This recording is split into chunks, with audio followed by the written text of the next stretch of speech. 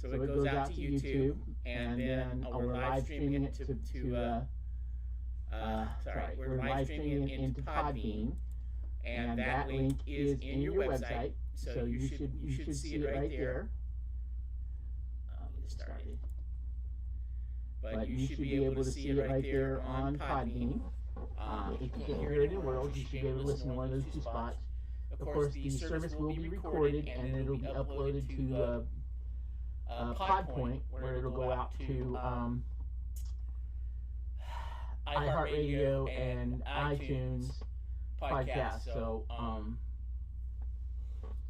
like I said, if you're having trouble hearing us, hopefully you'll be able to listen to it. You missed something in the service, you decide to take a nap while I'm preaching, drop unconscious, flaming meteorite flies through your kitchen door, and you need to stop and take care of something, you can always come back and listen to it later. Hopefully nobody will have flying meteorites coming.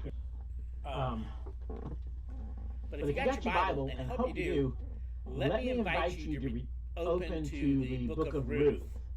And we've spent the last couple of weeks talking about Ruth.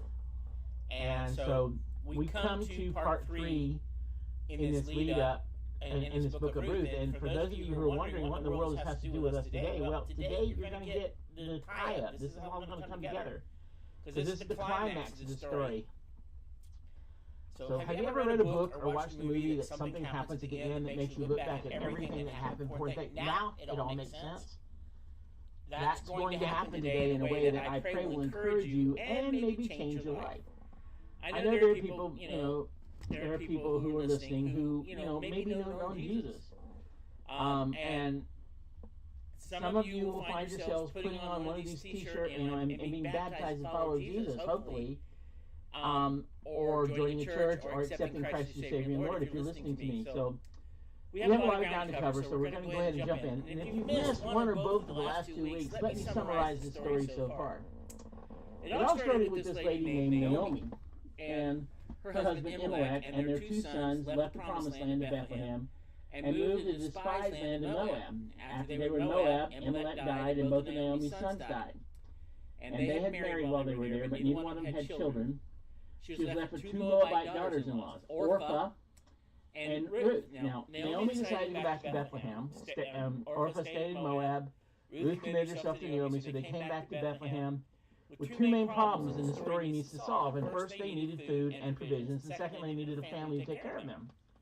Now, I say all that because I know if you've not heard this, not paid attention to this, the reason they had to have somebody to take care of them is because women weren't allowed to hold jobs, women weren't allowed to own land, women couldn't vote in that society. And so the way it was set up, if a woman was widowed, the husband's oldest relative would take care of them. Usually it was a brother, but it might be one of her sons. It just kind of depended on the situation. But it was law, it was Jewish law, and it was how they took care of the elderly. The problem was that, of course, Naomi didn't have any family because her sons, both her sons and her husband were dead. And so she comes back, and she ends up coming back with a Moabite daughter-in-law, who the Moabites were despised. They were kind of like the illegal aliens, so to speak, and not really, but anyway. So the daughter-in-law just so happened to find herself in the fields of Boaz, a knight in shining armor from the clan of Elimelech. Boaz went out of his way to provide for and protect Ruth, and then a romantic chapter 2 closed with the first need met. Boaz and Naomi had food. They still lacked family, and Boaz didn't seem to be taking any initiative to solve that problem. And this is where we left off last week. We read the beginning of chapter 3 as Naomi concocted a plan for Ruth to take some initiative, going at night to Boaz on the threshing floor, lying down next to him and covering feet. Now, we're not sure what all that means, but we do know that it was daring and dangerous. Now, what I want you to, and what little I understand the culture, and again, I don't completely understand it because we're talking about probably 800 or 900 BC. But if I understand the culture correctly, again, I don't completely understand this, basically she was putting him at his mercy. She was basically, she would uncover his feet and lay down next to him, and he could choose to use her as a slave. He could throw her out, or he could take her under protection. And so she was taking a chance. It was a very risky chance.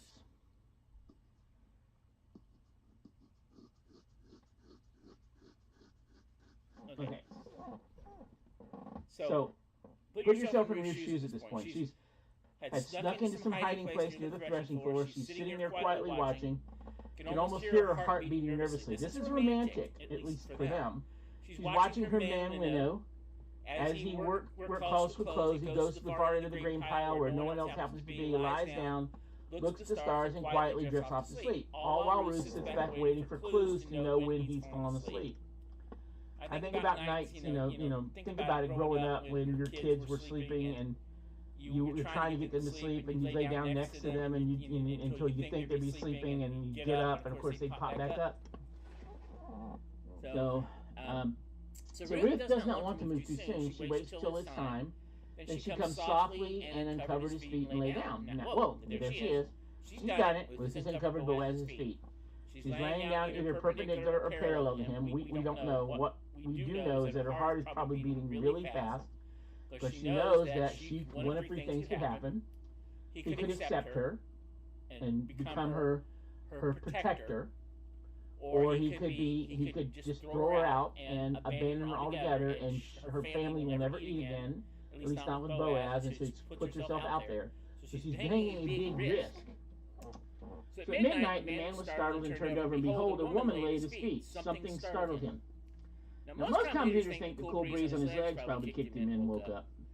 So he reaches over to cover himself, and to his amazement, he sees a woman. Behold, he texts, a woman. Undoubtedly, Ruth was awake. It's not like she could have easily fallen asleep there lying right next to Boaz. So she's lying there looking at him, just waiting for the moment that he wakes up. I've been there. I've got a dog that does that.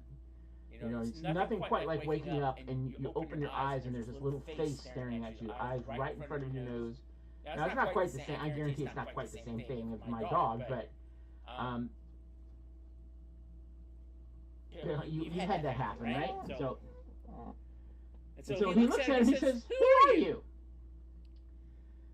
Now, I want to know how he said that. I wish we had a little bit more of the tone. And that was around, what was the sound of Boaz's voice here? There's so many different options. Was it confused? Who are you? Was it shock and awe? We don't know. Was it confused? Who are you? Was it shock and awe? Who are you? Or was it a simple whisper? Who are you? I don't know, but this question is so significant because it is the question of the book. Who is Ruth, a Moabite? Because she looks like an Israelite in the whole story. Who is this woman? Ruth responds. She has referred to herself as Boaz's servant once already in the book, using a word that meant someone on the lowest rung of social ladder. But here, even though it's translated the same, it's actually a different word in the original language of the Old Testament. The word here refers to a woman who is eligible for marriage.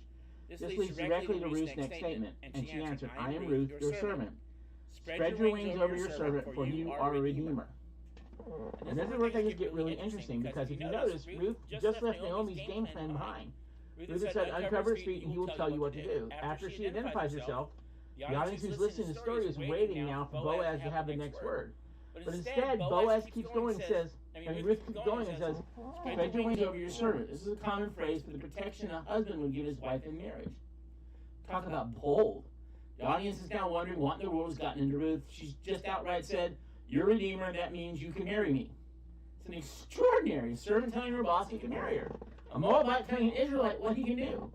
Poor woman giving instructions to her husband. This is forward, to say the least. Right? And so, Ruth uses the same language Boaz used back in chapter 2 when he prayed that the Lord would give Ruth refuge under his wings. Ruth just said, "Hey Boaz, you know that prayer you just prayed for me? Well, you can be the answer to that prayer if you will take me under your wings as your wife." You gotta love it when your wife uses scripture on you, right? But the picture here is bigger than that, just about Ruth. As a redeemer, there would be responsibility to care for Naomi also. Ruth is appealing to Boaz to protect not only her, but her family. So the audience waits to see what in the world Boaz is going to do. You can feel the tension in the air. Imagine the shock on Boaz's face and the thoughts running through his head as Ruth speaks to him. Then finally he responds, and he said, "May you be blessed by the Lord, my daughter. You have made this last kindness greater than the first, in which you have not gone after younger men, whether poor or rich." We breathe a sigh of relief. He speaks to her in kind, affectionate terms. My daughter. And now it's clear that even amidst the sensual overtones of the scene, Boaz has no intention of taking advantage of her. He is struck now for the second time by her kindness, which is, by the way, the word said, loving kindness. Remember, we talked about that last week. Boaz continues, now, my daughter, do not fear. I will do for you all that you ask. For my fellow townsmen know that you are a worthy woman. Do you know something really interesting here? The original order in the Hebrew Bible is different from the ordering of the Old Testament. Many people believe the book of Ruth actually came after the book of Proverbs. Imagine finishing Proverbs 31 that speaks of the excellent wife and turning the page and reading the story of Ruth. Coming to Ruth 3:11 is the exact same language of the Hebrew that's used in Proverbs 31 to describe that woman. This is so good. So already, at this point, we're ready to see this marriage happening, like right now. We can almost hear the wedding bells in the background. But listen to what Boaz says to Ruth. And now it is true that I am a redeemer, yet there is a redeemer nearer than I. Oh no, we got a problem. There is someone else. There's another guy who has the right to redeem, provide for, and care for Ruth and Naomi. I'll explain more about that in a minute, but Boaz explains this to Ruth. Remain tonight, and in the morning I will redeem you. Good. Let him do it. But if he is not willing to redeem you, then as the Lord lives, I will redeem you. Lie down until the morning. So Boaz says to Ruth, you stay here by my side. You don't need to be put out in the middle of the night alone at this point. First thing in the morning, I'm going to go see if this other man wants to redeem you, which he can. See the integrity of Boaz is here? He's a man of noble character. But he also says, if this guy won't redeem you, I'll do it in a heartbeat. With that, they fall asleep. Or maybe not. I have a feeling both of them were just lying there thinking, what in the world just happened? Boaz is thinking, she came after me, she wants to marry me. Ruth is realizing, tomorrow I'm going to find out who's going to marry me, either Boaz or this other guy. I don't even know. Regardless, she knows that tomorrow everything's going to change in her life. And with that, the two of them lie there probably looking up into the stars. I don't know. I don't even know if they talked. They probably just laid there for the night. Probably couldn't sleep a bit. So she lay there at his feet until the morning and then arose before one could recognize another. And she said, let it not be known that the woman came to the threshing floor. Boaz says, get up and let this be our little secret. And he said, bring the garment you were wearing and hold it out. So she held it, and he measured out 6 measures of barley and put it on her, and she went into the city. He's going to make sure she's provided for, 6 measures of barley. So that's going to come to about 75 pounds, but she carried it home. I'm telling you, Ruth did CrossFit, man. She had to do her exercises. She comes back to Naomi, who probably hasn't slept all night either. Can you just imagine Naomi came back, pacing back and forth across the floor, praying and occasionally peeking out the door, looking to see if anything has gone wrong, and if Ruth is headed back home. And when she came to her mother-in-law, she said, how did you fare, my daughter? And the language here is interesting. What she literally said was, who are you, my daughter? Now, it's translated this way because that's the meaning behind the language. How did things go? It's basically saying, are you going to be his wife or not? Is she becoming an Israelite, part of God's people or not? Then he told her all that the man had done for her, saying, now before we read verse 17, I want you to notice something really important. Ruth is about to mention seeing Boaz. Something Boaz said, but as the audience didn't hear this when he said it, the author waits until Naomi is there to hear what Boaz says. These 6 measures of barley he gave to me, for he said to me, you must not go back empty-handed to your mother-in-law. Don't back to your mother-in-law empty-handed. You might circle the word empty-handed. We're already seeing the word translated empty-handed one other time in this book. Look at Ruth 1:21 when Naomi said, I went away full, but the Lord has brought me back empty. The author is making a clear point here and does not want to miss it. God does not leave his people empty. She replied, wait, my daughter, until you learn how the matter turns out, for the man will not rest but will settle the matter today. In other words, sit tight, Ruth. It's not going to be long. Today is the day. Interestingly, these are the last words we hear in the book from either Ruth or Naomi. As that unfolds next, it's out of their hands. The screen goes dark, end of chapter 3, opens up on chapter 4:1, with Boaz front and center. Now Boaz had gone up to the gate and sat down there, and behold, the Redeemer with whom Boaz had spoken came by. Now let's pause there and make sure we're on the same page. When we see the word Redeemer, we need to realize the background. I wish we had time to turn here, but look at these two passages, Leviticus 25, 24 to 27. You might write that down. When tragedy struck a family, a redeemer could keep their land and the family by redeeming it. Then Deuteronomy 25, 5 through 10 states that if a brother dies without a son, then his family would be provided for by the nearest male relative, who would redeem that family and take responsibility for providing a son to carry on that family. there was a succession of relatives who could redeem. So the picture is, Ruth is that there is another man who is in line before Boaz to be able to redeem Elimelech's property and family. So we read Ruth 3, and Boaz goes and sits down at the town gate. As in chapter 2, the language is dramatic here, and behold, the other guy just so happens to walk by. Isn't it amazing how God arranges coincidences? Because this is all God's doing, guys. This is all there is to it.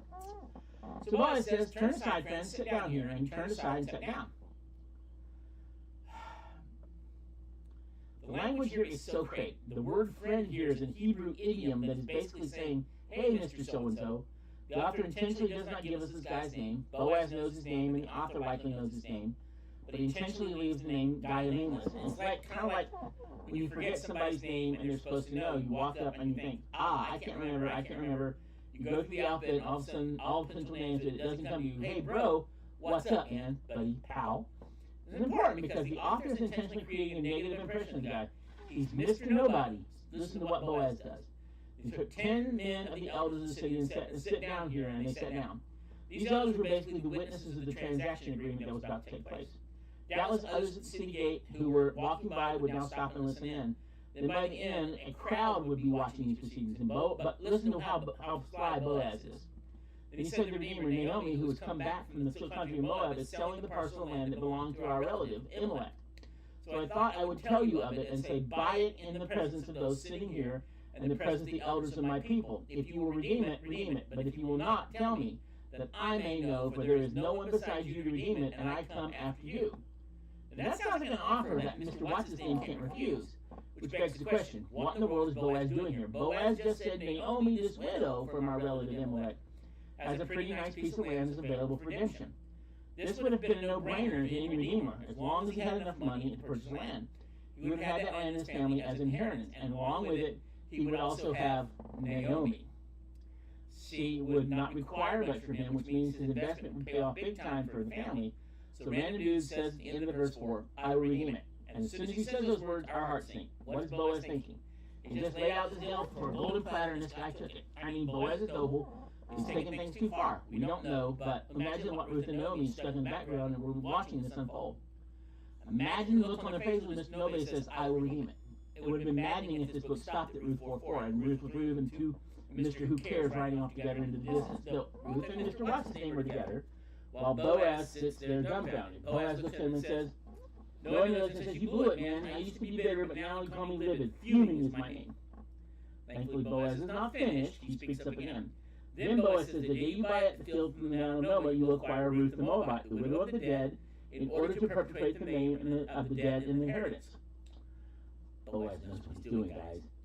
Hey, one small note, he had mentioned Naomi before, but now he says, on the day you buy the land from Naomi and from Ruth, oh, did I mention Ruth? Well, there's not just a widow in this picture to take care of, there's another widow to take care of.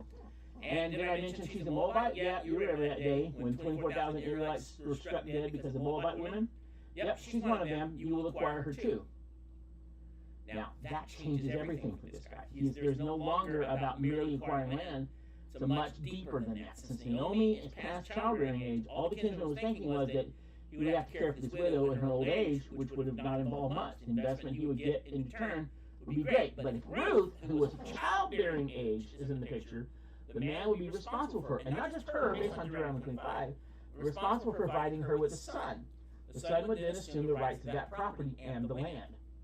So basically, if this guy takes the land and Naomi and Ruth, then when she has a child with Ruth, the inheritance will go to that child and his descendants. So now he's facing the possibility of having to provide for both of these women in addition to potential child care in the future. The first of which is going to inherit all this land that he's about to pay for. Oh, and by the way, the child will come from the marriage to a Moabite, and all of a sudden this deal isn't looking so great, right? We're sitting on the edge waiting for this conversation is going to work. Rumor said, I cannot redeem it for myself, lest I impair my own inheritance. Take my right of redemption yourself, for I cannot redeem it. Ah, that's where the music starts to swell in the background. He did it! Boaz did it! So Mr. So-and-so, see you later, Boaz stepped to the front. Now this is the custom in former times in Israel concerning redemption and exchange. To confirm a transaction, one drew off his sandal and gave it to the other, and this was the manner of attesting to Israel. So when the Redeemer said to Boaz, buy it for yourself, he drew off his sandal. This handing over the sandal represented the right to yield property, land, and family. So the music is blaring in the background. Boaz takes off his sandal. The crowd erupts into applause. Then the scene dramatically quiets down, and Boaz gives an impassioned speech, his last words in the book. And then Boaz said to the elders and the people, "You are witnesses this day that I have bought from the hand of Naomi all that belonged to Elimelech and all that belonged to Chilion and to Mahon." Those are her two sons. "Also Ruth the Moabite, the widow of Mahon, I will have bought to be my wife." See what just happened? Ruth the Moabite, the outcast, foreigner servant, just became a part of the people of God.